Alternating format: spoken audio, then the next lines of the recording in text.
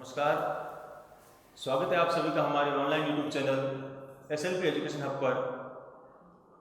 आज हम कक्षा 12 के सीरीज स्टार्ट कर रहे हैं। एक्चुअली में हुआ क्या है, अभी वर्तमान में लॉकडाउन की स्थिति चल रही है और जो नया प्रेस नोट आया है अनलॉक 2 का, जिसमें 31 जुलाई तक सभी स्कूल व कॉलेज बंद रहेंगे, तो हमने विद्यार्थियों की सुविधा के लिए एक कक्षा 12 का सीजन स्टार्ट किया है। अब इस सीजन में क्या होगा, कक्षा 12 के विद्यार्थियों के साथ साथ कंपटीशन की तैयारी करने वाले विद्यार्थियों को भी लाभ होगा, क्योंकि अधिकांश एग्जामों के अंदर NCERT बेस्ड क्वेश्चन भी पूछे जाते हैं। तो आई होप, मैं आशा करता हूं कि विद्यार्थियों के साथ साथ कंपटीशन की तैयारी करने वाले विद्यार्थियों का भी भला हो। और एक चीज़ और कहना चाहता हूं, अगर आपने अभी तक हमारे चैनल को सब्सक्राइब नहीं किया है तो आप पहले प्लीज़ इसे सब्सक्राइब कर लें। तो आइए हम स्टार्ट करते हैं आज अपना सेशन, जो RBC और NCERT पैटर्न पे होगा, कक्षा 12 हिस्ट्री। आइए स्टार्ट करते हैं। सबसे पहले बात करते हैं अपन इतिहास की। सबको बेसिकली पता है कि इतिहास का जनक हेरोडोटस को कहा जाता है, जो एक यूनानी दार्शनिक थे। भारतीय इतिहास का जनक महर्षि वेदव्यास को कहा जाता है, जिन्होंने महाभारत ग्रंथ की रचना की थी। और राजस्थान के इतिहास का जनक कहा जाता है कर्नल जेम्स टोड को, जिन्होंने अपनी पुस्तक annuls and antiquities of Rajasthan के अंदर संपूर्ण राजस्थान के इतिहास के लेखन का कार्य किया था। अब अपन इतिहास की बात करें तो सबसे पहले बात करते हैं अपन इसकी परिभाषा की। इतिहास क्या है, इतिहास किसे कहा जाता है? तो इतिहास की एक सिंपल सी, बहुत ही आसान शब्दों की परिभाषा है कि अतीत की घटनाओं का वर्तमान में अध्ययन करना इतिहास कहलाता है। अतीत की घटनाओं का वर्तमान में अध्ययन करना क्या कहलाता है? इतिहास कहलाता है। एक इतिहासकार हुए हैं जिनका नाम था E.H. कार। इन्होंने एक पुस्तक लिखी थी, व्हाट इज हिस्ट्री, इतिहास क्या है। और इस पुस्तक के अंदर इन्होंने एक बहुत ही सुंदर परिभाषा दी थी कि अतीत व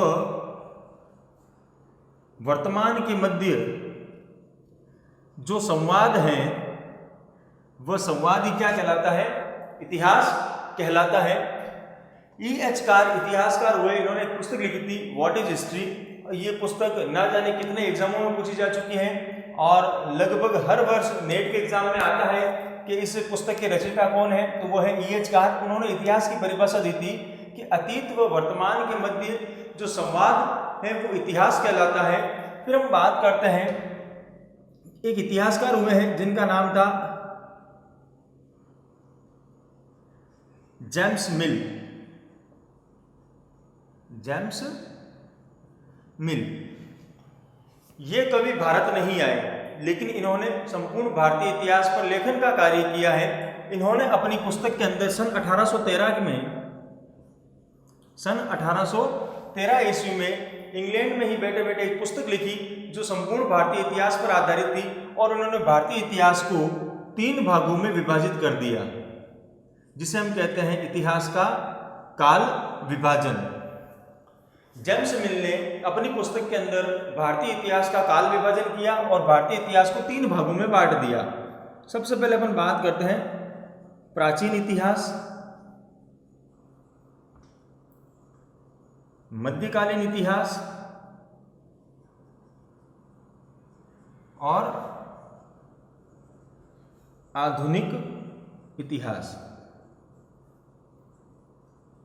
अब जो व्यक्ति कभी भारत नहीं आया, उसने संपूर्ण भारतीय इतिहास को काल विभाजित कर दिया, उसे कालखंडों में विभाजित कर दिया और उसने 3 नाम दे दिए, प्राचीन भारतीय इतिहास, मध्यकालीन भारतीय इतिहास और आधुनिक इतिहास। और यहाँ तक कि हमारे जो भारत के राष्ट्रवादी इतिहासकार थे, जिन्होंने इतिहास लिखने का काम किया, उन लोगों ने भी इस काल विभाजन को स्वीकार कर लिया। लेकिन कालांतर में धीरे धीरे इसमें सुधार होता गया और इस काल विभाजन को स्वीकार किया गया है मात्र किसकी दृष्टि से? अध्ययन की दृष्टि से।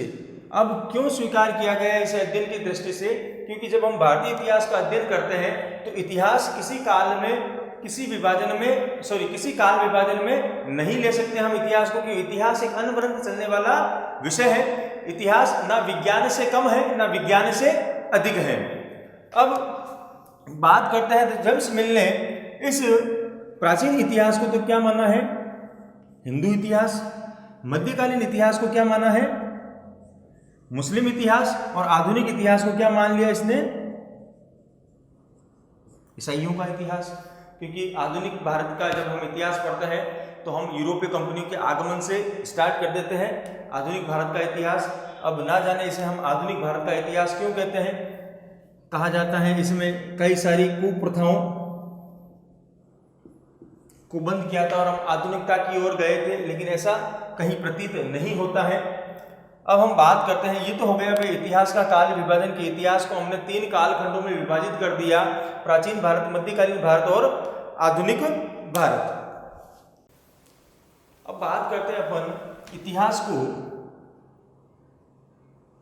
साक्ष्य व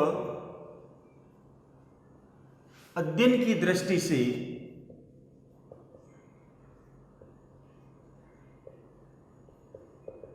तीन भागों में विभाजित किया गया है। सबसे पहला भाग आता है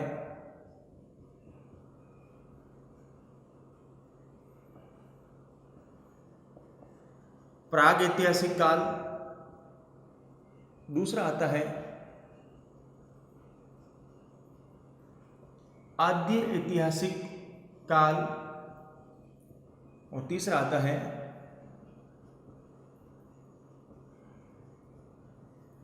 ऐतिहासिक काल। जब हम इतिहास का अध्ययन करते हैं तो एक बात आती है कि साक्ष्य व अध्ययन की दृष्टि से हम इतिहास को कितने भागों में विभाजित करें, तो वहां आता है कि 3 भागों में विभाजित किया जाता है। सबसे पहले आता है प्राग ऐतिहासिक काल। ये वो काल है जिसे हम कह सकते हैं कि जिस समय मानव की उत्पत्ति हुई और मानव की उत्पत्ति के बाद कौन सा युग आया था, पाषाण युग। अब इस प्रागैतिहासिक काल में हमें इतिहास लेखन की कोई जानकारी नहीं मिलती है। हमें यहाँ पर मात्र क्या प्राप्त होते हैं, साक्ष्य प्राप्त होते हैं, पुरातात्विक अवशेष प्राप्त होते हैं। उन्हीं के आधार पर हम इतिहास का निर्धारण करते हैं कि उन लोगों ने इस प्रकार के कार्य किए थे। जैसे हम बात करते हैं पाषाण काल की, तो हमें साक्ष्य के रूप में मिलते हैं कि इस पाषाण काल के अंदर, पाषाण काल को भी 3 भागों में बांटा गया है और जो नवपाषाण काल है, सबसे अंतिम चरण, उस नवपाषाण काल के अंदर मानव ने सर्वप्रथम कृषि का कार्य किया,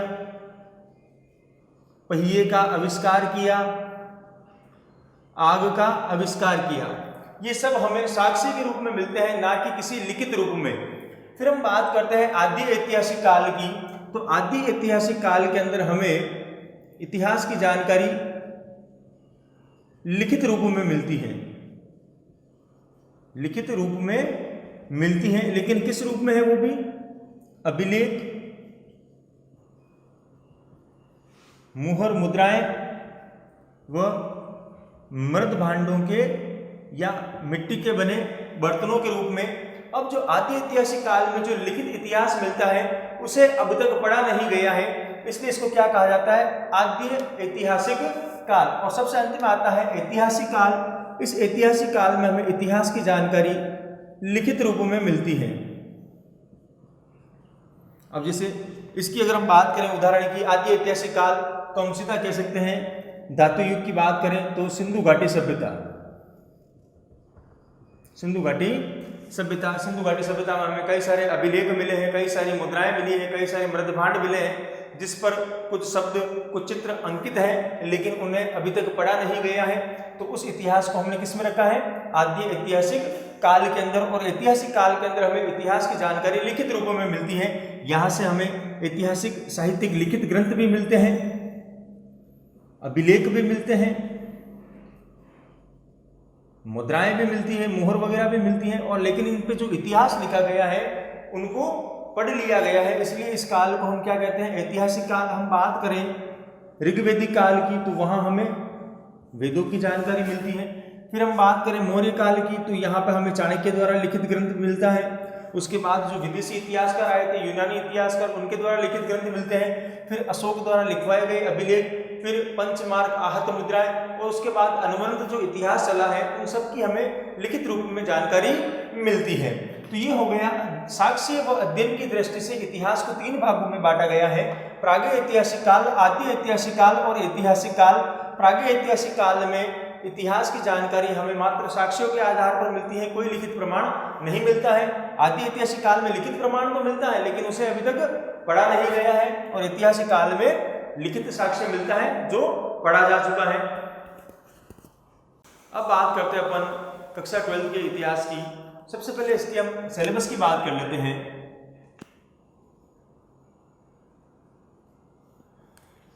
अगर हम सिलेबस की बात करें तो कक्षा 12 के अंदर 7 चैप्टर दे रखे हैं।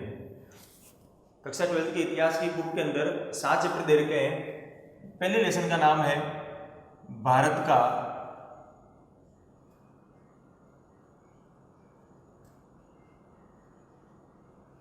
वैभवपूर्ण अतीत।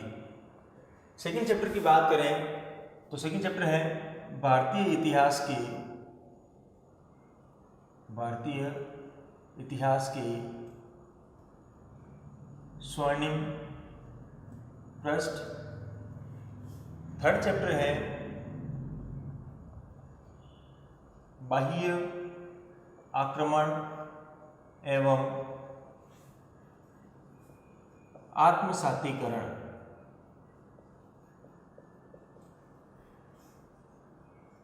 फोर्थ चैप्टर है मुगल आक्रमण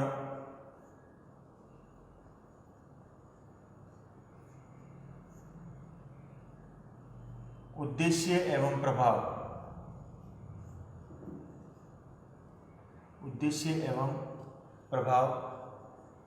फिफ्थ चैप्टर है उपनिवेशवादी आक्रमण।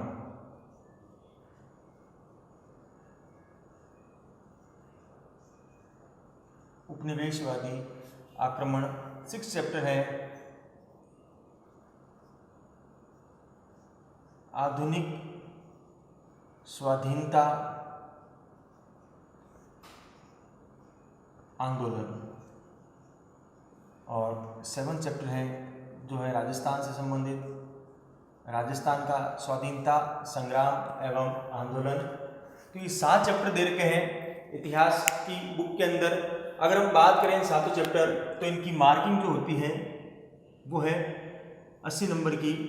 पहला चैप्टर जो है वो है 10 नंबर का, second 15, third 10, fourth 10, fifth 10, six lesson जो है वो है 15, और जो अंतिम लेसन है 7 वो भी है 10 नंबर का। तो ये टोटल 80 नंबर की मार्किंग होती है, जिसमें सेकंड चैप्टर और 6th चैप्टर दूसरे लेसन और छठे लेसन में निबंधात्मक प्रश्न पूछे जाते हैं।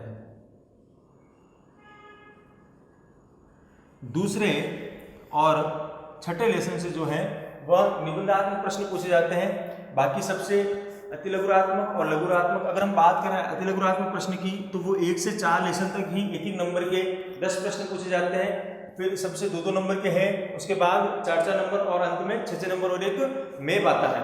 तो ये तो हो गया सिलेबस। आज हम लेंगे भारत का वैभवपूर्ण अतीत। तो सबसे पहले अपन बात करते हैं भारत के वैभवपूर्ण अतीत की।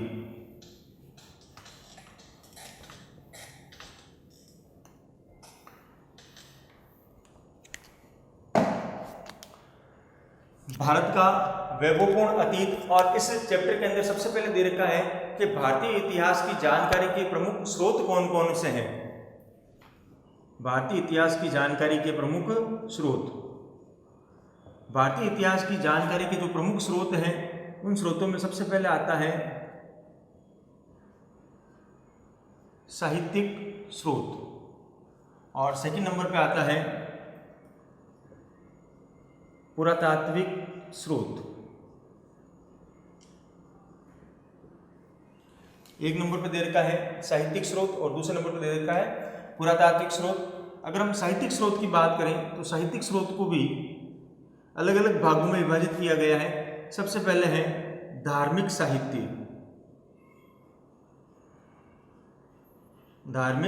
साहित्य, उसके बाद है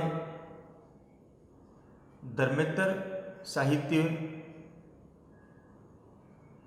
और उसके बाद है विदेशी विवरण। विदेशी विवरण। पुरातात्विक स्रोतों की अगर हम बात करें तो इसमें अभिलेख, शिलालेख, गुहालेख, वृद्ध शिलालेख, लघु शिलालेख, मुहर,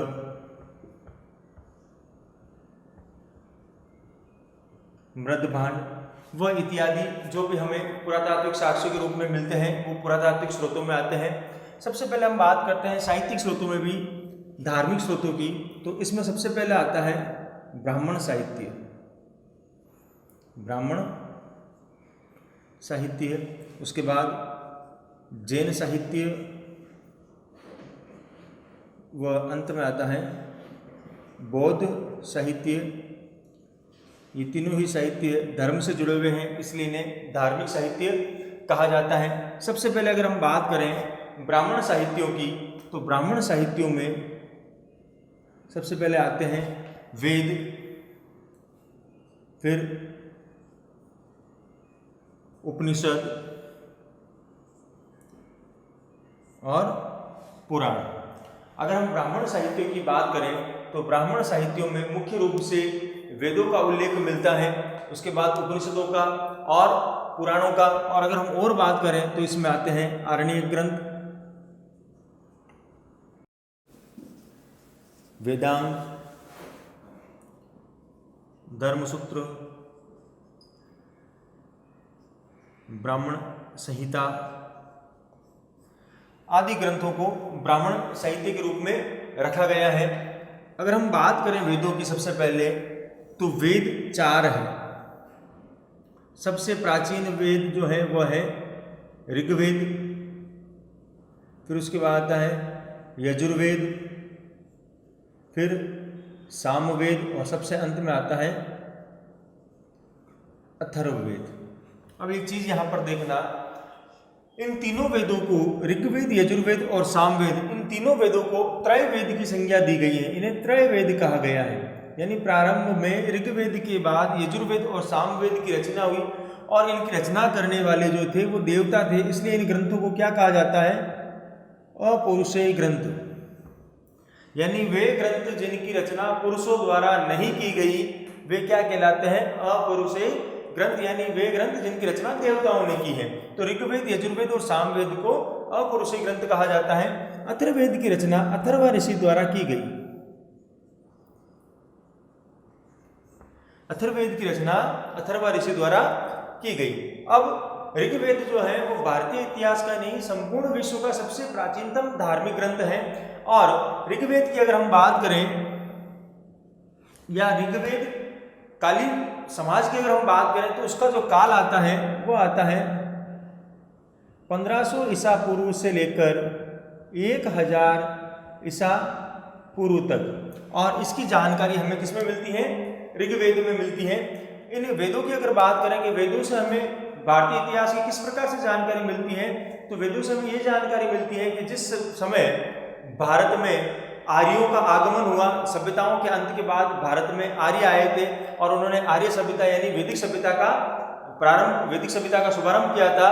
तो यहीं से इन वेदों में उनकी जानकारी के स्रोत हमें मिलते हैं वेदों के रूप में। और सबसे प्राचीन जो वेद आता है वह है ऋग्वेद। ऋग्वेद की अगर हम बात करें तो ऋग्वेद के अंदर 1028 सूक्त हैं, 10,580 इसमें ऋचाएं हैं, और मंडल की बात करें तो इसमें 10 मंडल है। मंडल यानी पार्ट, इसके भाग। अब सबसे पहले बात करते हैं अपन मंडल की। तो मंडल भाग को ही मंडल कहा जाता है। सबसे पहले दूसरे मंडल का निर्माण हुआ था और सबसे अंत में जो मंडल जुड़ा था इसमें वह था 10वां मंडल। अभी हम एक एक मंडल को पढ़ेंगे यहाँ पे। फिर हमें ऋचाओं की बात करूं तो मंत्र को ऋचा कहा जाता है। तो इसमें कुल कितने मंत्र हैं? 10,580 मंत्र हैं। और इन्हीं मंत्रों के समूह को, जिसमें 3 या अधिकतम 5 मंत्र हो, वो मंत्रों का समूह उस समूह को क्या कहा जाता है? सुक्त। और इस मंत्रों के समूह की संख्या कितनी है? 1028। अब इस ऋग्वेद के मंडलों की अगर हम बात करें तो अलग अलग मंडल में अलग अलग जानकारी मिलती है। सबसे महत्वपूर्ण मंडल आता है 10वां मंडल। कौन सा मंडल? 10वां मंडल। बात चल रही थी यहां पर ऋग्वेद की। ब्राह्मण साहित्यों में हमें वेदों का उल्लेख मिला और वेदों में जो सबसे महत्वपूर्ण वेद आता है वो आता है ऋग्वेद, जिसका काल लगभग 1500 ईसा पूर्व से लेकर 1000 ईसा पूर्व के मध्य है। इसमें हमें ऋग्वेदिक कालीन समाज की जानकारी के बारे में पता चलता है कि किस प्रकार आर्यों ने भारत में आकर एक नवीन सभ्यता का निर्माण किया था, जिसे हम वैदिक सभ्यता या आर्य सभ्यता के नाम से भी जानते हैं। हमने बेसिक चीज देखी थी ऋग्वेद के अंदर कि ऋग्वेद के अंदर हमें सबसे पहले 10 मंडलों का उल्लेख मिलता है। इसके अंदर जो सूक्त है वह सूक्त है 1028 और 10,580 ऋचाओं का उल्लेख मिलता है। यानी इसमें ऋचाएं कितनी है? 10,580। ऋचाओं का मतलब मंत्र होता है। मंत्रों के समूह को सूक्त कहा जाता है, जिसमें 3 या 5 मंत्रों का समूह होता है, और मंडल जो इसके पाठ या भाग है। अगर हम बात करें मंडलों की तो अलग अलग मंडलों में हमें अलग अलग प्रकार की जानकारी मिलती है। जैसे सबसे पहले अगर हम बात करें तो ऋग्वेद के अंदर दूसरे मंडल का निर्माण सबसे पहले हुआ था, उसके बाद तीसरे, चौथे और सबसे अंत में पहले व 10वें मंडल का निर्माण हुआ था। अगर जैसे हम बात करें तीसरे मंडल की तो ऋग्वेद के तीसरे मंडल में हमें गायत्री मंत्र का उल्लेख मिलता है। गायत्री मंत्र जो सबको आता है, ओम भूर्भुवः स्वः। इस गायत्री मंत्र का उल्लेख हमें तीसरे मंडल में मिलता है। यह गायत्री मंत्र जो है वह सूर्य यानी सवित्र को समर्पित है, सूर्य को समर्पित है। फिर हम बात करें जैसे 2018 12th बोर्ड के एग्जाम में एक प्रश्न पूछा गया था कि 10 राज्य युद्ध जो है वो किस नदी के किनारे लड़ा गया था, और उसका उत्तर था रावी नदी के किनारे लड़ा गया था, जिसे परोशनी नदी भी कहा जाता है। तो उस का उल्लेख हमें 7वें मंडल में मिलता है। 7वें मंडल में उल्लेख मिलता है किसका? 10 राज्य युद्ध का। 10 राज्य युद्ध, 10 राजाओं का युद्ध। ऋग्वैदिक काल में क्या थे? जन थे। जन से ही बने हैं जनपद, और जनपद से ही बने हैं महाजनपद। तो यहाँ पर एक राजा थे जिनका नाम था सुदास। तो सुदास के यहाँ जो प्रधान पुरोहित थे विश्वामित्र, उनके स्थान पर वशिष्ठ को नियुक्त कर दिया गया।